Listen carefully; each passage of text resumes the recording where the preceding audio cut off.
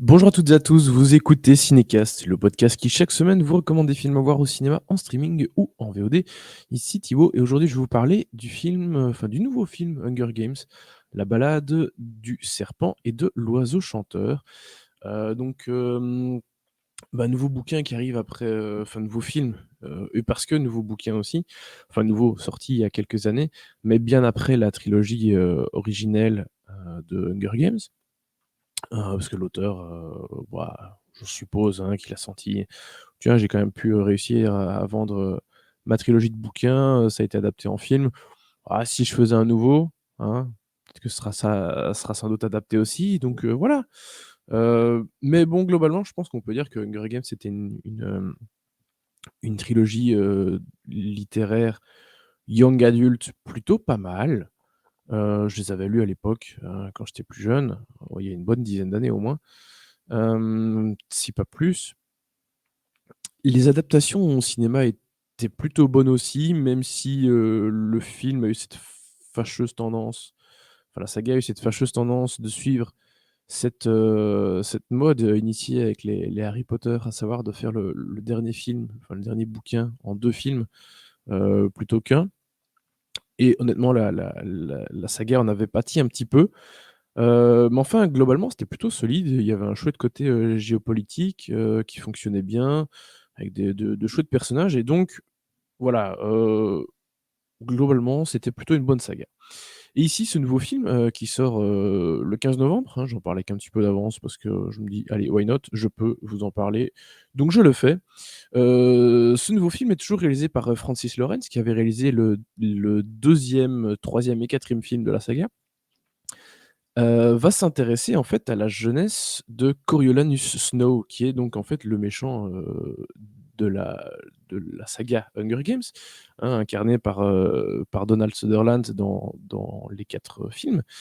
Et donc en fait le jeune Coriolanus, pardon, qui a le même nom qu'un personnage, emblématique de chez Shakespeare quand même, hein. C'est le dernier espoir de sa lignée, la famille Snow, qui était autrefois riche, fière et qui est aujourd'hui tombée en disgrâce dans un Capitole d'après-guerre. Et donc à l'approche des 10e Hunger Games, il est assigné à contre-cœur à être le mentor de Lucy Gray Baird, une tribu, qui vient du district 12, hein, qui est donc le plus pauvre et le plus méprisé de Panem. Je pense que c'était du 12 aussi que venait, le personnage de Katniss, enfin oui, j'en suis même sûr. Hem et donc, le charme de Lucy Gray ayant captivé le public, Snow y voit l'opportunité de changer son destin et va s'allier à elle pour faire pencher le sort en leur faveur. Luttant contre ses instincts déchirés entre le bien et le mal, Snow se lance dans une course contre la montre pour survivre et découvrir s'il deviendra finalement un oiseau chanteur ou un serpent. On en parle un peu plus longuement après un extrait de la bande annonce. Hanging tree.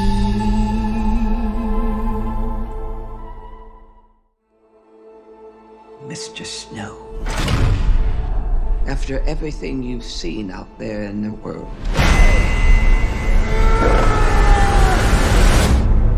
what are the Hunger Games for? Are you coming to the tree? The Hunger Games, they're to punish the districts. Those tributes don't have a choice. Your role is to turn these children into spectacles, not survivors. So we both be free. We're live! Smile. It's why we have teeth. Imagine it was your name that they pulled. Strange things do happen here. I just want to know that somebody still cared about me, that I was still of value. Ben oui, elle vaut quelque chose, Lucy Gray. Alors, voilà, je trouvais que les 4 films là, de la saga Hunger Games étaient plutôt bons. Et ici, honnêtement, j'en attendais pas grand-chose. J'avais carrément oublié qu'il y avait un film Hunger Games qui était prévu, qui devait sortir. Donc voilà, j'avais pas vraiment d'attente, particulière. Mais enfin, j'espérais quand même que le film soit globalement à la hauteur de la saga originelle. Et je pense qu'on peut dire quand même que c'est le cas. C'est-à-dire qu'on est toujours dans le film un peu young adult, quand même avec, certaines «notions» entre guillemets, hein, parce qu'on parle d'un univers, imaginaire, mais il y a toujours un côté, géopolitique qui fonctionne plutôt bien. Enfin, on est quand même plutôt dans les arcanes, dans les coulisses de l'élaboration, de la création, de la manipulation derrière, les jeux de la fin, les Hunger Games. Et donc, il y a quand même un peu moins ce côté, on parle de tous les districts et de la façon de les gérer, de les occuper, de la façon qu'a le Capitole, enfin la mainmise qu'a le Capitole sur tout le monde. Hem et donc on est quand même plus dans les coulisses globalement, de la f des jeux et de comment c'est organisé, comment c'est pensé, à quel point c'est destiné à garder vraiment une emprise totale sur le peuple. Parce que globalement, on voit le personnage de Viola Davis qui est un peu la maîtresse de jeu, poser la question au jeune Snow de savoir, pour lui, que sont les jeux? À quoi servent-ils? Quel est leur but? Hein? Et il répond à peu près ce que tout le monde pense ce que sont les jeux, réellement, quel est leur but, hein. À savoir de rappeler, à tous ces districts qui ont perdu la guerre, ce qu'ils risquent, en se rebellant à nouveau. Or, la manipulation est encore plus vile que ça, parce que les objectifs sont pas tout autres évidemment qu'il y a de ça, mais c'est pas, l'idée, principale, l'idée première, derrière les jeux. Et la façon de voir, comment dire? Comment, Coriolanus va se mouvoir dans tout cela est assez intéressante. Parce que comme je l'ai dit, le personnage de Coriolanus Snow, c'est le méchant de la grande saga Hunger Games. Ici, c'est le personnage principal du film et donc forcément, on fait d'un méchant un héros ou un anti-héros et donc ce qui est évidemment intéressant dans le film, c'est de voir comment il a basculé. Malheureusement, ça, c'est un peu mon petit point négatif, c'est-à-dire que c'est la partie où il commence à basculer, qui est pour moi la moins intéressante du film, la moins passionnante, alors que tout ce qui précède est vraiment bien. Cela dit, dans cette dernière partie où il bascule petit à petit, il y a des bonnes choses, hein, bien entendu, mais je trouve que ce qui est vraiment très prenant, assez passionnant, c'est plutôt le début du film, savoir comment lui va gérer le fait d'être mentor, d'avoir cette, Lucy Greybeard, dont il va devoir s'occuper, à savoir une jeune fille, qui a un atout, à savoir elle sait chanter et donc en fait, c'est à partir de cette 10e édition des Hunger Games que la philosophie ou en tout cas la façon de jouer va un peu changer. Grâce à Coriolanus Snow qui va apporter des bonnes idées. Afin beh, lui, premièrement, d'arriver à remporter un peu cette compétition. Parce que c'est-à-dire que en fait, ces jeunes du Capitole, vont en tout cas ceux de son âge, de son année, à l'université, vont essayer de remporter une bourse, hein, hem, très conséquente. Parce que Snow là, sa famille, ils ont plus d'argent, ils sont très pauvres, donc la bourse, il la voudrait bien et il pense qu'il va la recevoir, mais non. Il y a des épreuves en plus, à savoir avoir ce côté de mentorat, supplémentaire et donc apporter des nouveaux aspects dans le jeu, lui évidemment, il a cet objectif d'essayer de remporter, de remporter cette bourse. Évidemment, il y a beaucoup, beaucoup d'autres choses et d'autres enjeux autour de cela et c'est intéressant de voir, le personnage de Coriolanus, hem, essayer de s'en sortir, de et voilà, essayer de un peu, jouer avec les règles, jouer avec le système et et ça, c'est bien parce que le film montre déjà avant, quelque part, le moment où il bascule, heu, à quel point c'est un malin qui va essayer de tout faire pour arriver à ses fins, voilà. Et donc vraiment, ce côté, thriller, mystère, manipulation fonctionne très bien dans le film. C'est ce qu'on aimait, dans la saga Hunger Games, c'est ce qui fonctionne bien ici. La partie du jeu aussi, parce qu'évidemment, on va voir les Hunger Games, hein, ça reste, un film Hunger Games, même si ça raconte les origines du personnage de Snow, ça reste un film Hunger Games et donc les jeux en tant que tels sont bien et c'est intéressant de voir à quel moment les choses, enfin comment les choses évoluent par rapport à ce qu'étaient les jeux avant, ce qu'ils sont là lors de cette, 10e édition et ce qu'ils sont beaucoup plus tard, hein, par la suite. À l'époque de Katniss, vous allez voir les jeux de cette époque-là et de Katniss n'ont plus grand chose à voir, même s'il y a des prémices qui sont déjà établies ici. Mais voilà, ça n'a plus grand chose à voir.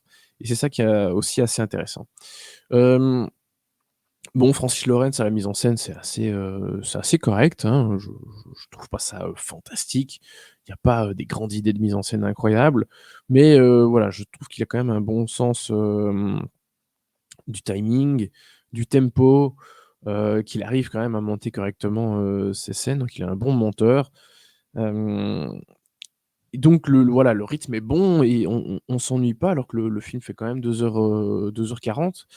Donc ça, c'est bien géré et puis je trouve, qu'évidemment le film tient beaucoup, bon déjà par son univers général et ça bon Francis Lawrence, il est pour pas grand chose quand même de base.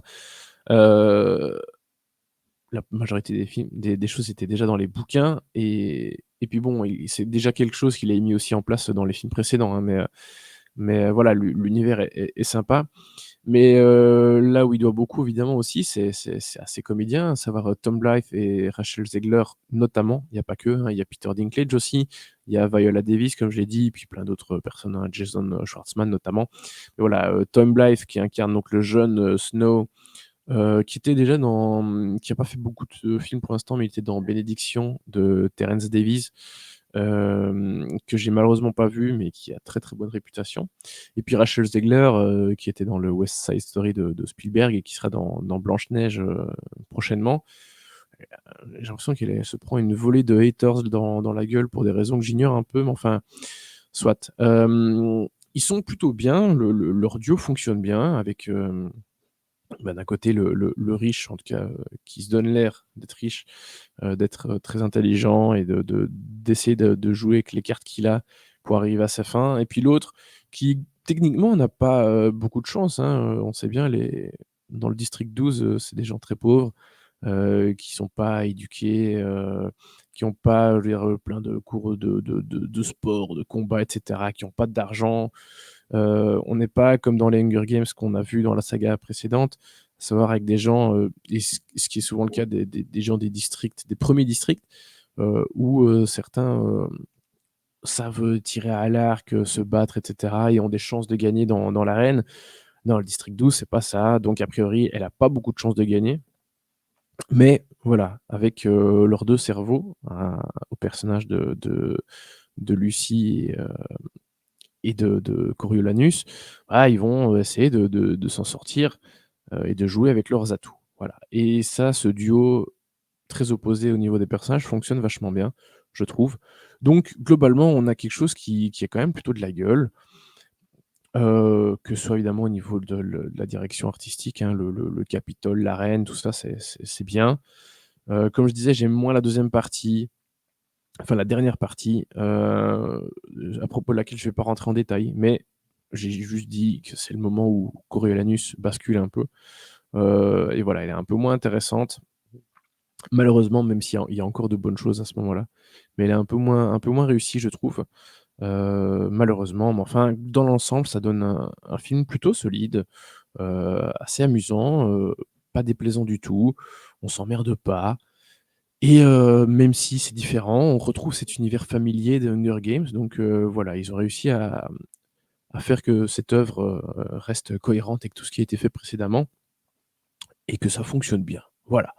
Donc vraiment, je j'ai pas boudé mon plaisir et pour moi, ça reste c'est plutôt un bon 3 étoiles, voilà. Ça reste en deçà de certains des films Hunger Games, dont le premier du nom, mais c'est pas déshonorant du tout comme film. Il arrive des années, plus tard, mais voilà, il reste toujours pertinent. Donc voilà, c'est plutôt un bon travail, de Francis Lawrence, de Lionsgate, hein, qui reste le studio derrière la saga. Donc voilà, a priori, il y aura plus rien là, il y a plus de bouquins. Donc voilà, c'est plutôt pas mal de s'arrêter là-dessus et c'était plutôt satisfaisant. Sur ce, je vous dis à très, très bientôt. La semaine prochaine, je vais vous parler de chouettes choses, de la série Monarch notamment, hein, dérivée, des films Godzilla, et Kong. Je vais vous parler d'autres choses aussi, de comédies françaises, et bref, vous verrez bien le programme. Donc je vous dis à très, très bientôt pour des nouvelles recommandations. N'hésitez pas à nous suivre sur les différents réseaux sociaux avec le handle @cinecastbe et à nous écouter pardon, sur les différentes plateformes de podcast. C'est de votre choix et donc je vous dis à très bientôt. Ciao, ciao.